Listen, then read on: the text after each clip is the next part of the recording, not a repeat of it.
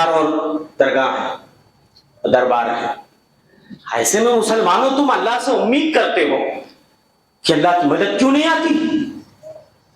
اللہ کی مدد کیوں نہیں آتی؟ مسلمان کہتا ہے داڑھی بھی ہے، ٹوپی بھی ہے، ہاتھوں میں ہم نے تسبیح کے دانے پکڑ رکھے ہیں، اللہ اللہ پکار رہے ہیں، لیکن اللہ کی مدد نہیں آ رہی ہے. ہر جگہ مسلمان ذلیل ہے، رسوا ہے، مظلوم ہے، مقہور ہے، مغلوب ہے، لیکن اللہ کی مدد نہیں آ رہی ہے. اور اللہ نے تو اپنی مدد کا وعدہ کیا تھا، تو کیا اللہ نے وعدہ پورا کیا کہ نہیں پورا کیا؟ وَقَانَ حَقًّا عَلَيْنَا نَصْرُ الْمُؤْمِنِينَ. اللہ فرماتے ہیں میں نے اپنے اوپر واجب کر لیا ہے، لازم کر لیا ہے کہ مسلمانوں کی، مومنین کی مدد ضرور کروں گا. اللہ نے لازم کر لیا ہے وَقَانَ حَقًّا عَلَيْنَا نَصْرُ الْمُؤْمِنِينَ کہ مومنوں کی میں ضرور مدد کروں گا. کیوں نہیں اللہ مدد کر رہا ہے؟ نعوذ باللہ، کیا اللہ وعدہ خلافی کر رہا ہے؟ ہاں، وعدہ کر کے اللہ پورا نہیں کر رہا ہے، یا ہمارے اندر کوئی جھول ہے، ہمارے عقیدوں میں جھول ہے، ہمارے ایمان میں کجی ہے، یا ہم اللہ کی عبادت میں غیروں کو پارٹنر بنا رہے ہیں؟ زبان سے اللہ اللہ پکار رہے ہیں لیکن ہمارے دل میں اللہ نہیں بستا. اللہ کی وحدانیت کے ہم صحیح معنوں میں قائل نہیں ہیں، اللہ کی ربوبیت کے صحیح معنوں میں قائل نہیں. مشکلوں میں گرفتار ہوتے ہیں. ہاں، مشرکین مکہ بھی اللہ کو یاد کر لیتے تھے، اپنے معبودان باطلہ کو بھول جاتے تھے. جب ان کی کشتیاں بھور میں پھنستی تھی تو وہ اپنے بتوں کو یاد نہ کر کے اللہ کو یاد کر لیا کرتے تھے. مگر یہ مسلمان تو اتنا گیا گزرا ہو گیا ہے کہ مشکل میں بھی گرفتار ہوتا ہے تو یا علی مشکل کشا کا نعرہ لگاتا ہے.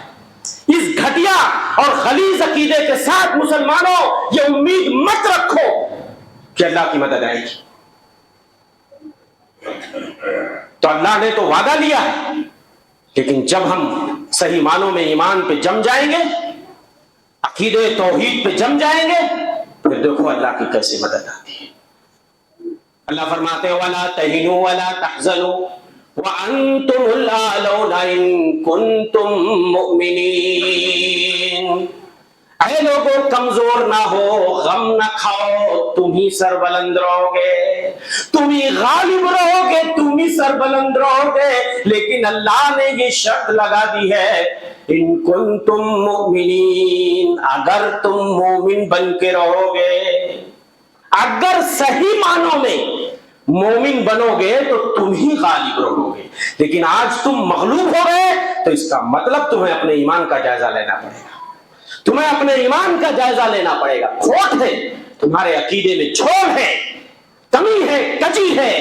اس لیے میرے بھائیوں، آج ہمیں ایمان کی مضبوطی کی فکر کرنی چاہیے، عقیدے توحید کا درس دنیا کو دینا چاہیے. جب تک توحید کی طرف مسلمان لوٹیں گے نہیں، اللہ کی مدد حاصل نہیں ہوگی. تو یہ پہلا سبب قرآن نے بتایا. دوسرا سبب اللہ فرماتے وَلَا يَنْصُرَنَّ اللَّهُ مَن يَنْصُرُهُ، اللہ ضرور مدد کرے گا اس کی جو اللہ کی مدد کرے گا. وَلَيَنْصُرَنَّ اللَّهُ مَن يَنْصُرُهُ، اللہ ضرور ضرور مدد کرے گا اس کی جو اللہ کی مدد کرے گا. اللہ کو کسی کی مدد کی ضرورت نہیں، اللہ کو کسی کی مدد کی ضرورت نہیں. اللہ کی مدد سے مراد یہاں پر یہ ہے کہ جو اللہ کے دین کی مدد کرے گا، جو دین پہ قائم ہوگا، اللہ کے حقوق ادا کرے گا، اسلام کے حدود کو پھلانگے گا نہیں، اسلام کے اوامر پہ عمل کرے گا، نواہی سے اجتناب کرے گا، اللہ ضرور اس کی مدد کریں گے. ان اللہ لقوی عزیز، بے شک اللہ قوی ہے، عزیز ہے، غالب ہے. الذین ان مکناہم فی الارض، اللہ فرماتے ہیں کہ جب ہم انہیں زمین میں طاقت عطا کر دیتے ہیں، اقاموا الصلاۃ وآتوا الزکاۃ، یہ نماز قائم کرتے ہیں، زکوٰۃ ادا کرتے ہیں، وامروا بالمعروف ونہوا عن المنکر، اور یہ بھلائی کا حکم دیتے ہیں، برائی سے روکتے ہیں.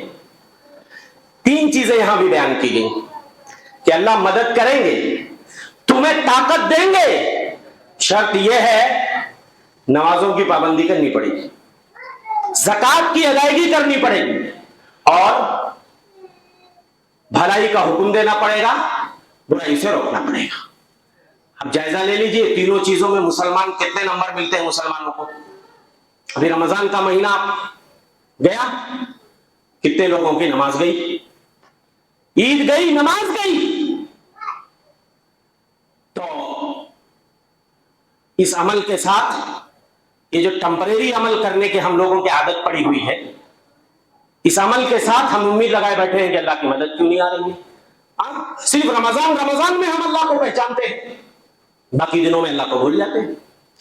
تو جو نماز قائم کرتے ہیں اور زکوٰۃ ادا کرتے ہیں, نماز جو لوگ ایک دم چھوڑ دیتے ہیں, سوچیے ان کا حشر کیا ہوگا. جو نماز پڑھتے ہیں لیکن ڈھنگ سے نہیں پڑھتے, نماز ان کے لیے بد دعا کرتی ہے. جب آدمی نماز پڑھتا ہے, نماز کی حفاظت کرتا ہے, تو نماز کہتی ہے اللہ تیری حفاظت کرے جس طرح تو میری حفاظت کرتا ہے. اور جب بندہ نمازوں کو ضائع کرنے لگتا ہے تو نماز بد دعا کرتی ہے زیاک اللہ کما زیاتنی, اللہ تجھے بھی ضائع کرے, غارت کرے جیسا تو نے مجھے ضائع کر دیا. اور ان مومنوں کی کامیابی کی ضمانت لی گئی ہے جو نماز میں خشوع خضوع اختیار کرتے ہیں. قد افلح المؤمنون الذین هم فی صلاتهم خاشعون, وہ مومن کامیاب ہو گئے جو اپنی نمازوں میں خشوع خضوع برتتے ہیں, اطمینان اور سکون سے نماز پڑھتے ہیں. اور جو نماز ہی نہیں پڑھتے ان کا کیا حشر ہوگا. جو نماز پڑھتے ہیں لیکن اطمینان سے نہیں پڑھتے ان کے لیے بھی کامیابی کی ضمانت نہیں دی گئی ہے. تو جو سرے سے نماز ہی ترک کر دیتے ہیں, میرے بھائیوں بتاؤ نمازوں کو چھوڑ کر اللہ سے کس امید کی, آپ کس مدد کی امید لگا کے بیٹھے ہو, کس مدد کی امید لگا کے بیٹھے ہو. خالی عید میلاد کی محفل سجا لو گے, ہو جائے گی بخشش, ہو جاؤ گے غالب, دنیا میں تمہارا جھنڈا لہرائے گا, گھروں کے اوپر جھنڈے لگا دو, غالب ہو جاؤ گے, تمہیں عزت مل جائے گی, سربلندی مل جائے گی. توحید کا جھنڈا بلندی نہیں کر رہے, اور دنیا بھر کے بابا دائی کا جھنڈا جو ہے گھروں کے اوپر لگا کے بیٹھے ہوئے ہیں, اور توحید اور سینے میں شرک کی خراستیں بھری ہوئی ہے, اور جھنڈا کسی اور کا لگا ہوا ہے. مسلمانوں شرم کا مقام ہے. تو نماز جو قائم کرتے ہیں, زکوٰۃ صحیح معنوں میں ادا کرتے ہیں. کتنے مسلمان ہیں جو صحیح معنوں میں اپنے مال کی زکوٰۃ بالکل پرفیکٹ حساب لگا کر کے کرتے ہیں,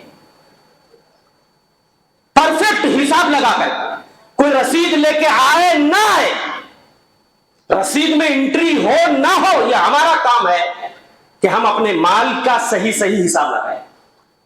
زیورات ہے تو, پراپرٹی ہے تو, اسی طریقے سے روپیہ پیسہ جو بھی ہے, اگر اس کے اندر زکوٰۃ ہے, وہ نصاب کو پہنچ رہا ہے, تو صحیح معنوں میں اس کا حساب لگا کے اور پھر اس کی ادائیگی اور جو زکوٰۃ کے مصارف بتائے گئے. کتنے مسلمان ہیں جو صحیح معنوں میں اپنے مال کی زکوٰۃ ادا کرتے ہیں. اور اللہ کے رسول صلی اللہ علیہ وسلم نے فرمایا, لوگوں جب تم اپنے مال کی زکوٰۃ نکالنا بند کر دو گے, آسمانوں سے بارش رک جائے گی, اور اگر یہ جانور نہ ہو, ایک قطرہ بھی پانی کے لیے ترس جاؤ گے. تو زکوٰۃ کی جب ادائیگی نہیں ہوتی ہے, باران رحمت رک جاتی ہے, روک لیتا ہے اللہ بارش کو.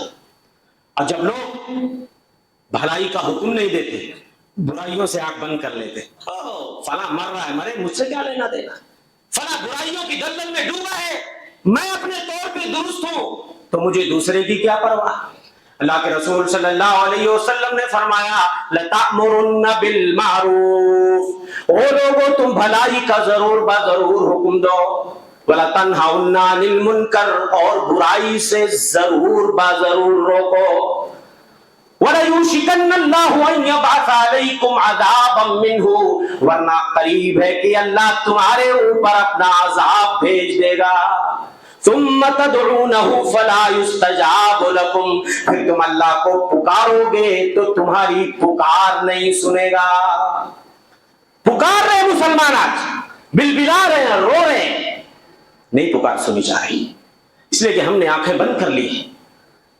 ہم نہیں لوگوں کو برائیوں کی دلدل سے نکالنا چاہتے, بولتے یار پنگا کون لے گا, ہم ٹھیک ہو گئے. صرف اپنے آپ کو ٹھیک کر لینا یہ کامیابی کی ضمانت نہیں ہے, معاشرے کو بھی ٹھیک کرنا پڑے گا. اللہ کے بندوں کو ٹھیک کرنا پڑے گا. تو طاقت اگر ہے ہاتھ سے روکنے کی تو ہاتھ سے روکو, زبان سے روکنے کی تو زبان سے روکو, ورنہ کم سے کم دل میں برا جانا. اور ایک جماعت ایسی ہونی چاہیے جو بھلائی کا حکم دے, برائی سے روکے. اور یہ اس امت کی خیریت اور افضلیت کی جو وجہ بتائی گئی ہے, کنتم خیر امت اخرجت للناس, تم ہی سب سے بہترین امت ہو جسے لوگوں کے لیے نکالا گیا. کیوں؟ یہ تمغہ جو تمہارے ماتھے پہ سجایا گیا, خیر امت کا لقب جو تمہیں ملا ہے, تامرون بالمعروف, اس لیے کہ تم بھلائی کا حکم دیتے ہو اور برائی سے روکتے ہو. اور جب نہیں کرو گے یہ تو ذلت تو مقدر ہے, پستی مقدر ہے, وہ تو ہونا ہی ہے. تو میرے بھائیوں, یہ 3 کام جو قرآن نے بتائے, صحیح معنوں میں نماز قائم کرو, زکات ادا کرو, بھلائی کا حکم دو, برائی سے روکو, اللہ ضرور تمہاری مدد کرے گا. ایک اور وجہ مسلمانوں کے زوال کے اسباب میں سے ایک اور بنیادی سبب یہ ہے, مسلمانوں کے اندر انتشار اور خلفشا. مختلف خداؤں کے ماننے والے ایک پلیٹ فارم, مگر ایک خدا کو ماننے والے ایک پلیٹ فارم پہ نہیں آ سکتے. حالات اتنے کشیدہ ہیں, پھر بھی مسلمان ہوش کے ناخن لینے کے لیے تیار نہیں ہے. ابھی دیکھ لیجیے, اس مہینے میں اور اگلے مہینے میں ہمیں اپنی رائے کا استعمال کرنا ہے. 5 سال میں ایک بار موقع آتا ہے. کتنے مسلمان سوئے پڑے ہوئے ہیں, انہیں فکر نہیں کہ ذرا اپنا نام تو انٹر کرا لیں. کتنے مسلمان جس دن چھٹی دے دی جائے گی کہ آج ہمیں اپنی رائے کا استعمال کرنا ہے, چلو اچھا موقع ہے, کچھ سوتے پڑے رہیں گے, کچھ ادھر ادھر نکل جائیں گے کھیل کود کے لیے. کون جائے گا لائن میں کھڑا ہو کے ہاں اپنی رائے کا استعمال کرنے؟ دھوپ بہت تیز ہے, گھر میں بیٹھے رہو, مرو. متحد ہو تو بدل ڈالو نظام گلشن, اور منتشر ہو تو مرو شور مچاتے کیوں ہو. مسلمانوں, حالات اتنے نازک ہیں, ایک غلطی ہماری آنے والی نسلیں تمہیں معاف نہیں کریں گی. لمحوں نے خطا کی تھی, صدیوں نے سزا پائی. کہیں ایسا نہ ہو جائے کہ ہم سوتے رہ جائیں اور وقت ہمارے ہاتھوں سے پھسل جائے. ابھی مسلمانوں کو اگر ایک پلیٹ فارم پہ جمع کرنے کی بات کی جائے کہ بھئی حالات ایسے ہیں, ہمیں اپنا ذاتی مفاد نہیں دیکھنا ہے, قومی اور ملی مفاد دیکھتے ہوئے ہمیں اپنی رائے کا استعمال کرنا ہے. مسلمان نہیں آ سکتا ایک پلیٹ فارم پہ. وہ اپنا تھوڑا سا فائدہ وہاں نظر آ رہا ہے تو وہاں کھسک جائے گا, کہیں سے پیسہ مل رہا ہے تو ادھر کھسک جائے گا. اب اس کے بعد مسلمان کہتا ہے کہ ہم ذلیل ہو گئے, ہم رسوا ہو گئے.